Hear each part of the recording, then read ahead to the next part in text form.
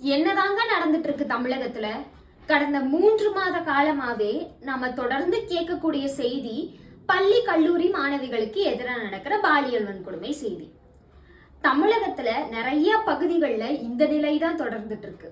அதுவும் கோவையில நேற்றைய தினமும் பள்ளி மாணவிக்கு எதிராக நடந்த பாலியல் வன்கொடுமை செய்தி தான்.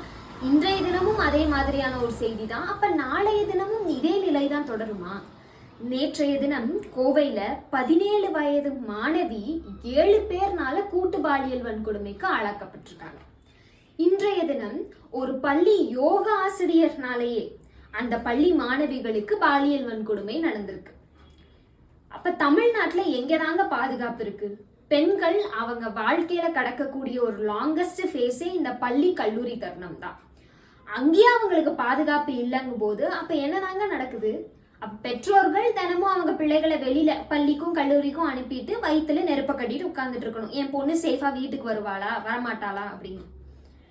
இதுக்கு என்னதான் தீர்வு?